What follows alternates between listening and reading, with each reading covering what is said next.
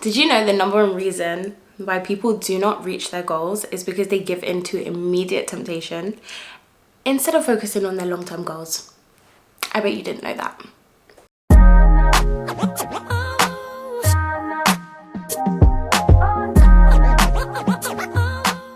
Welcome back, besties. It's your girl Sapphire here, back with another video.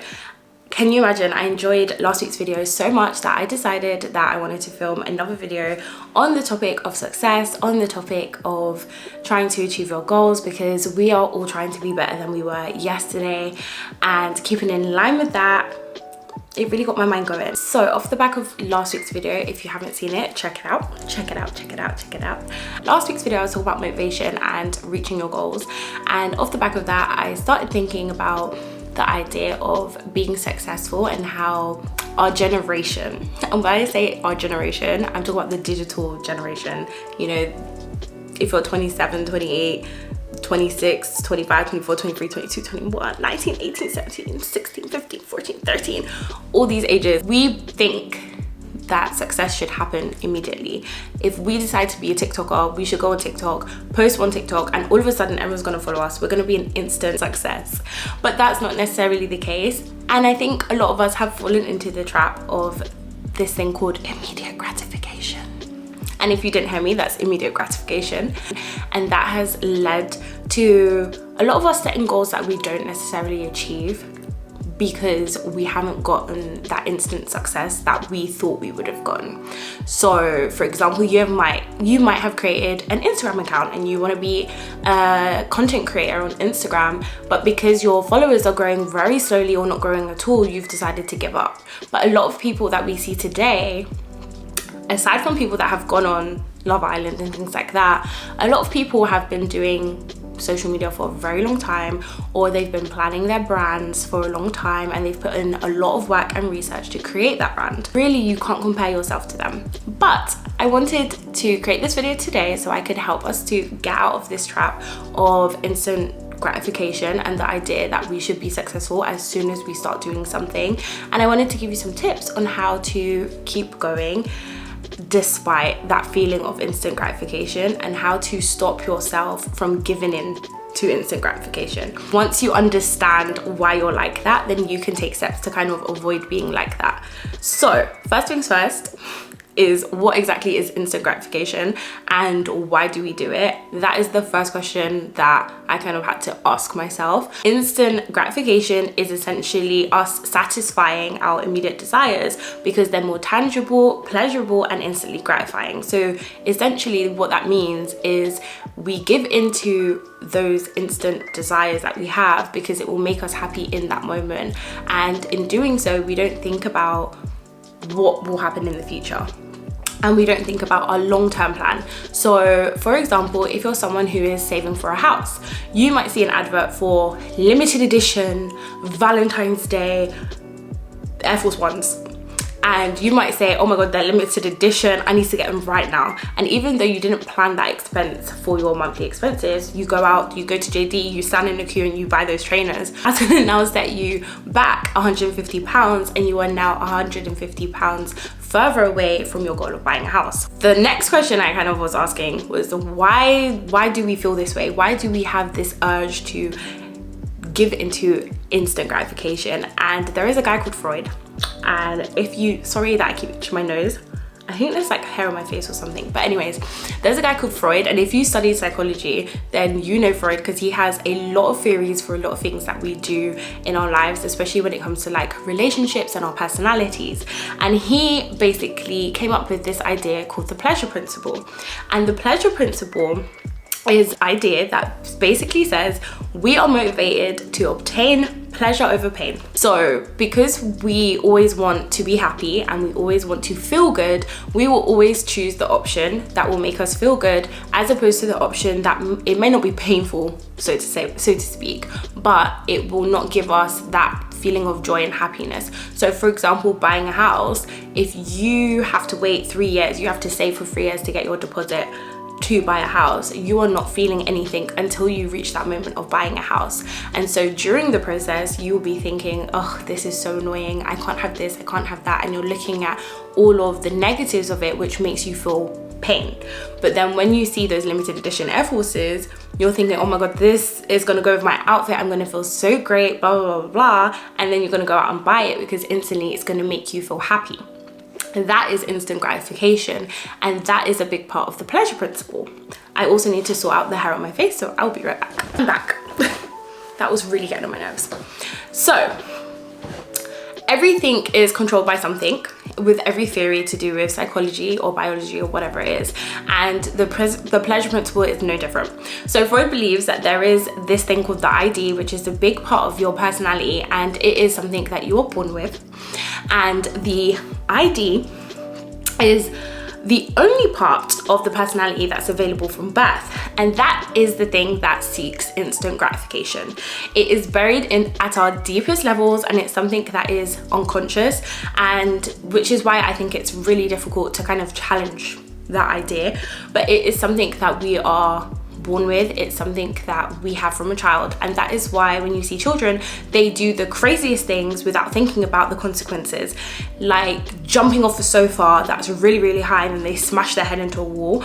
It's because they just had the urge and they don't have the capacity yet to think about the consequences. Or they might be thirsty and they'll just grab your drink from your hand to drink it.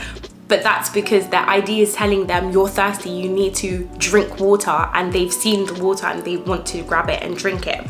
So the ID is focused on immediate satisfaction, and it always seeks the path that will lead to the immediate satisfaction. As you get older, you develop something that is called the ego. And the ego is concerned with reality and concerned with taking the path that is socially acceptable. And they kind of fight each other on a day-to-day basis. So with the water situation, this toddler has now grown up to become a corporate babe. And she's in a meeting. She's thirsty, her boss is drinking tea. She's not gonna grab the tea from her boss because the ego is telling her that is socially unacceptable and you can't be doing those things. So she is now gonna wait until the meeting's over, and she's gonna go and grab her water bottle from her bag, and she's going to quench her thirst. That is what the ego does. But with people who are constantly chasing instant gratification, the ID is always taking over the thought process or the decisions of the ego. And it's kind of like you have like the angel and the devil on your shoulders. The ID is kind of the devil and the ego is the angel. So the ego is always thinking about the longer term plan and the bigger picture, whereas the ID is thinking about the now and the moment that's happening right now. So in this instance, you would say the ID is instant gratification and the ego is delayed gratification. And delayed gratification is resisting of immediate fulfillment in the hopes that you will get a bigger reward in the future. So for example, if you are saving to buy a house, the more you save by not buying those trainers or by not going out or not doing X, Y, and Z, then the more money you'll have to put towards a house, and you'll be able to get the house of your dreams. Going back to that example. So the real question is, if you are an instant gratification babe, how do you overcome these thoughts and these urges to just propel yourself? And how does this link to you being successful? Well, people who are successful are the people who plan and prepare and take the time to make the decisions that will lead to them getting to their success. So let's take making a YouTube channel, for example, because that's what I'm trying to do. Actually, I'm doing it. But let's take being a YouTuber. They are the people that will do and create the videos that they enjoy making and that people want to see, and they will keep persevering. And even though they grow slowly, even though they're not going viral, they keep going because they're growing a subscriber base that enjoy the content that they're watching. And so they will have longevity, and in the long run they will be more successful. I'm not saying that this is always the case, but this is what I've seen. Whereas someone who chases creating viral content, when you look at their videos with trends and social media trends and things like that always changing, if you're always chasing viral content, then your channel is going to be completely mixed up. You're going to have a wide variety of videos that are hella random, and you're not going to build a loyal subscriber base.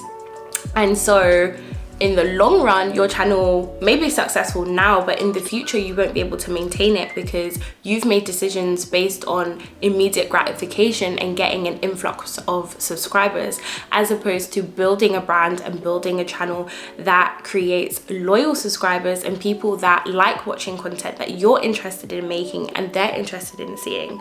So the real question is, how do we stop that from happening, and how can that lead us to becoming successful? So the first thing that I think you should do is identify why you are doing something and write it down.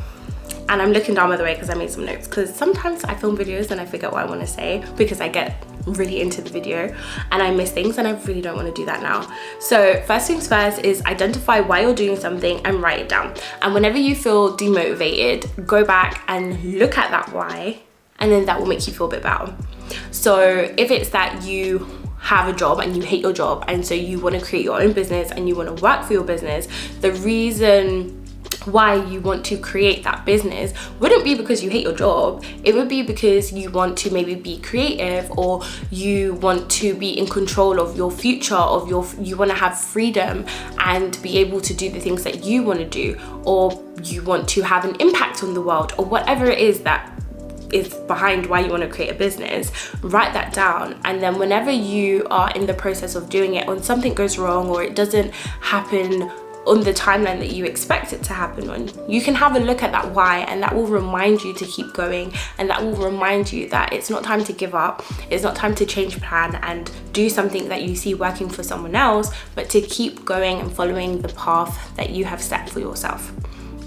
The second thing that I think is really, really important is acknowledging your wins and celebrate them.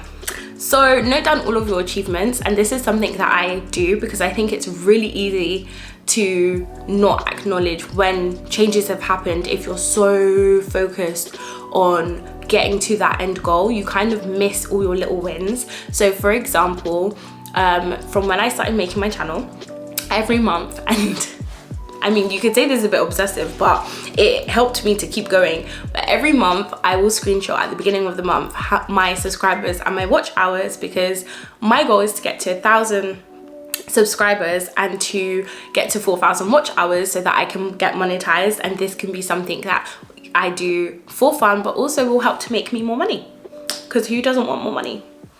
So at the start of every month, I will screenshot my analytics, and I save it in a folder on my phone, and I will always go back and look at how far I've come. So for example, last year, November, I think I had like 522 subscribers or something, and then now I have 584 or something like that. And when you think about it, you'll be like, oh my gosh, I've been stuck in the 500s forever, like I'm not growing. But then when you look at all the different screenshots, it's like, actually no, I am growing. It may be slow, but I'm growing. People are subscribing to my channel, and that is something that I can celebrate. I can say, wow, I'm consistently getting subscribers, and I'm, you know, getting closer and closer to my goal. My watch hours are going up. And so by celebrating those little wins and noting them down, you will continuously motivate yourself, because you're seeing the effect of your hard work.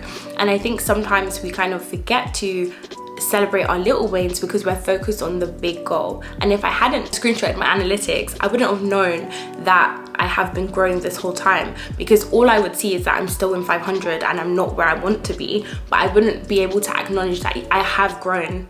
It's just been slow, and that's okay, because I'm enjoying making content, and that's the focus, that's the why. It's something that I like. So yeah, celebrate your wins. Big or small, note them down, celebrate them, and keep going back and looking at them. And with that being said, the next thing you need to make sure you do is have regular check-ins with yourself. So look at your reason to why you're chasing what your dream is. Look at your plan and kind of assess, is it working? Do you need to change anything? Are you getting closer to your goal? Is there something that you need to do that will help to propel you? What is your plan? What is your goal? And just really evaluate if you think it's working. And if it's not, then it's time for you to do some research. It's time for you to pivot. It's time for you to kind of add changes to that goal. It's giving project management, babe, and that's absolutely fine, because no matter how you get to that goal, it's just about getting there. And I think having regular check-ins with yourself and assessing your plan is definitely important to stop you from just giving up and saying, this isn't working, I'm just gonna stop and do something else. And that is, again, delayed gratification. Constantly looking at your plan, constantly thinking about the bigger picture, because you want to get to that end goal. And lastly is enjoying the process. Every single successful person that has reached whatever goal it is that they've wanted to reach has always said, take time to enjoy the now and enjoy the moment that you're in, because once you reach that goal and once you reach that stage that you get to whatever it is that you want, so let's say again, me wanting to get to 1,000 subscribers, once I get there, I'm gonna want to get to 5,000, 10,000, 100,000, whatever it is. The goalposts will always move, and you won't have the time to celebrate that win. You might celebrate it briefly, but then you're going to be thinking about the next big thing. So enjoy the ride, enjoy the time that you are spending trying to achieve that goal, and just know that once you reach there, things will change. You may be a little bit more stressed, you might have more pressure. If you're starting a business, for example, once you actually open your business, you are going to have more stress and more pressure, and you're not going to be able to enjoy all the things that you used to. So designing things, or you know, trying products and things like that, because you're going to have the pressure of running the business. Just like if it's making content, when are you going to get to sit there and just do what you want on your channel because you have a small subscriber base? You might not get to do that. So enjoy the ups, enjoy the downs, because life is for living, so you better enjoy it. And with that, we have come to the end of the video. So like I said before, enjoy the wait and learn from your season of preparation. Thank you so much for watching. Bye.